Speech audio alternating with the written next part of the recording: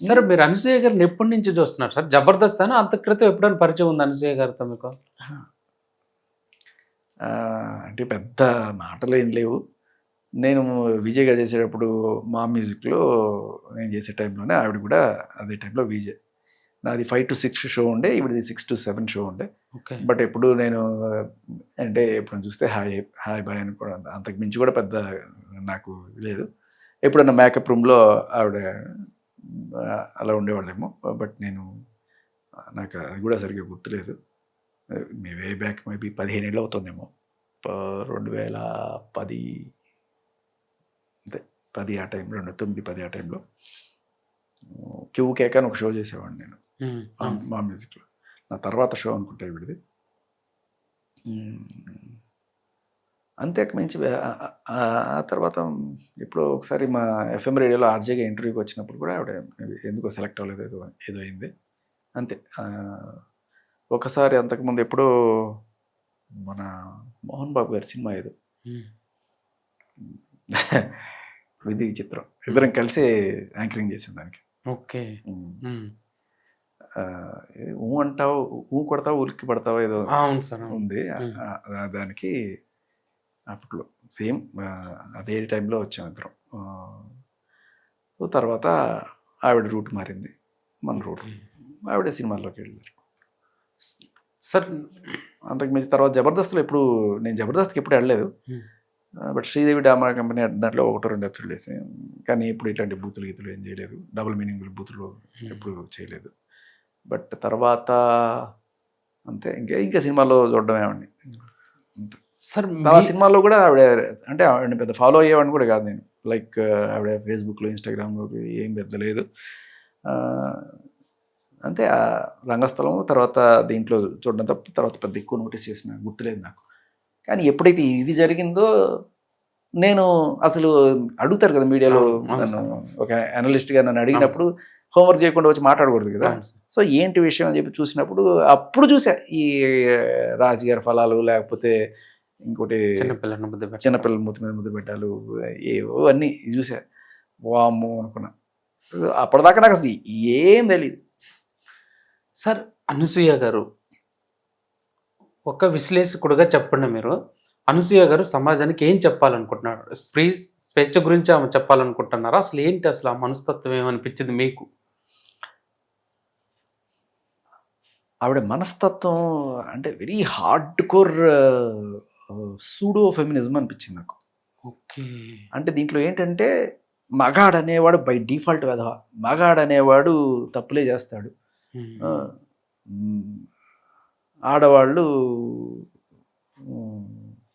అందరూ ఇంకా అంటే మగాళ్ళు మంచివాడు ఉండడు, ఆడవాళ్ళు చెడ్డవాళ్ళు ఉండరు.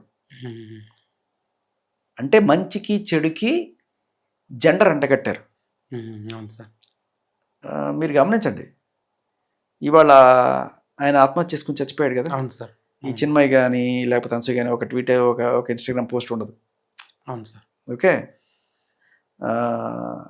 ఏమైనా సరే, ఎందుకంటే వాళ్ళు మాకు సంబంధం లేదు, చచ్చిపోతే చచ్చిపో.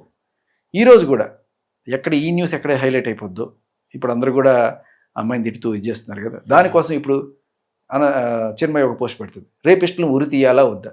సడన్గా ఇప్పుడు ఎక్కడ జరిగిందో ఏం జరిగిందో తెలియదు, టక్కుమని దీని గురించి మాట్లాడుకోవాలని, దీని గురించి మాట్లాడుకోకూడదు, దీని గురించి మాట్లాడాలి అని చెప్పి ఆవిడ పోస్టులు ఎలా ఉంటాయి అన్నమాట.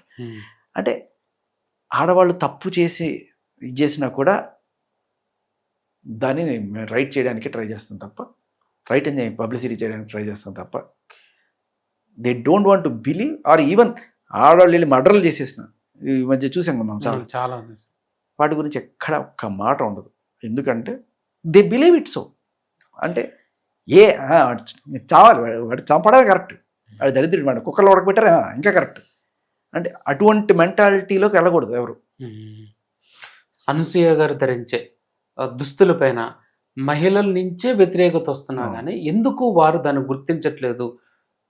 కరెక్ట్ చేయటం అని కాదు, ఓకే ఇంతమంది చెప్తున్నారు అని ఎందుకు ఆమె ఆలోచించట్లేదు? ఆవిడనే అడగాలి మీరు, ఎందుకు ఆలోచించట్లేదు నన్ను అడిగితే నేనేం చెప్తాను. చెప్తున్నా కదా, ఆవిడ సినిమాల్లో అవకాశాల కోసం ఆవిడ చేసుకోవచ్చు, తప్పలేదు. సినిమాల్లో అవకాశంలో పాత్ర డిమాండ్ చేసినప్పుడు చేయడం వేరు.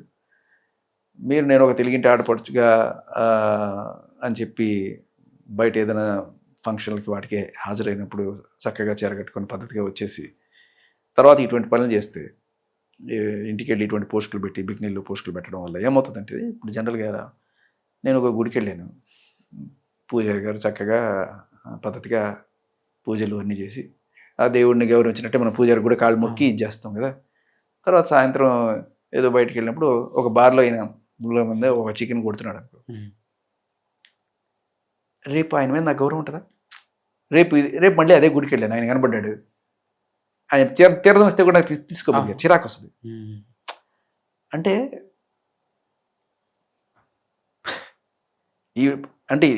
ఇలా మనం ఓకే గౌరవించదగ్గ మహిళ ఎంత చక్కగా నీట్గా పద్ధతిగా ఉందనుకున్నప్పుడు టక్కుమని ఇటువంటి కనిపించినప్పుడు ఈవిడ నేను ఇలా గౌరవించాను అనుకున్న స్టేజ్కి వెళ్ళిపోతాం కదా. ఆ కాంట్రాస్ట్ జీర్ణించుకోలేము. తర్వాత రెస్పెక్ట్ ఉండదు. ఇప్పుడు నువ్వు ఎంత చీర కట్టుకు ఎంత బొట్టు పెట్టుకొచ్చినా కూడా ఇది యాజ్ లాంగ్ యాజ్ ఇది ఉన్నంత కాలం ఇది చూడకపోతే పెద్ద ఉండదు. ఇప్పుడు ఏంటంటే ఇది చూడని ఈవిడే పబ్లిసిటీ చేసుకున్నప్పుడు నాకు ఆ పంతులు గారి ఎగ్జాంపులే గుర్తొస్తుంది. పొద్దునేమో మీకు దండం పెట్టాము, అంత గౌరవం ఇచ్చాము, రాత్రి చూస్తే మీరు ఇటువంటి పనులు చేస్తే మందు కొట్టేసి చికెన్ తినేస్తే, చికెన్ తినకూడదని లేదు, చికెన్ తినమని ఎక్కడా చట్టం లేదు. చికెన్ తినకూడదని ఎవరు చెప్పారు? రాజ్యాంగం నాకు ఇచ్చిన హక్కు. నువ్వే ఇది తినొద్దని ఎట్టా చెప్తావు? చికెన్ నేను తింటా, మటన్ నేను తింటా, పూజారి అయితే తినకూడదని రాసింది ఆ రాజ్యాంగంలో. సరే వేదాల్లో రాసింటే రాసింది, రాజ్యాంగంలో లేదుగా, చట్టంలో లేదుగా. మందు కొట్టద్దని రాసిందా పూజారులు ఎక్కడైనా? నేను తాగుతా, మందు తింటా, ఇది నా స్వేచ్ఛ. అది కూడా ఓకే. నీ దమ్ముంటే అది వీడియో తీసి ఫేస్బుక్లో పెట్టు. బయట మామూలుగా ఎవడన్నా చూస్తేనే చిరాకు పడతాడు, అది తీసి నువ్వు ఫేస్బుక్లో పెట్టావంటే ఎలా ఉంటుంది నీకు? ఇంకో కనీసం పూజ చేయడానికైనా రానిస్తారా ఎవరన్నా నిన్ను? అలాగే మహిళా గౌరవం, మహిళా స్వాతంత్రం, మహిళలు ముందుకెళ్ళాలి ఇది అని చెప్పేసి మహిళా గౌరవాన్ని కించపరిచేట్టు నువ్వు బిహేవ్ చేస్తే, అందుకనే కదా ఈ మహిళలందరూ ఇవాళ నిన్ను లెఫ్ట్ అండ్ రైట్ ఇస్తున్నారు. సింపుల్.